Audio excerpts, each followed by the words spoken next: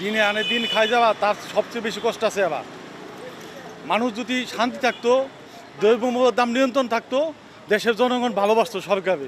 এখন সরকারে তো কেউ ভালোবাসে না।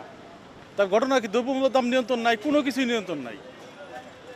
ব্যবসা বাণিজ্য যারা করে তাকেও শান্তি নাই, সাধারণ দিনমজুর তাকেও শান্তি নাই। নেট নাই, আমরা কারোর সাথে যোগাযোগ করতে পারতেছি না, বাজারে যাইতে পারতেছি না, বাচ্চারা স্কুলে যাইতে পারতেছে না, পোলাপানের এই অবস্থা। ঘর থেকে বের হইতে পারতেছি না, বের হইলে ধরে নিয়ে যেতেছে, পুলিশের সামনে ভর্তি হইতেছে, পুলিশে দৌড়াইতেছে। এইদিকে সেনাবাহিনী, ওইদিকে সেনাবাহিনী, কোনো দিকে তো যাইতে পারতেছে না পোলাবাহিনী।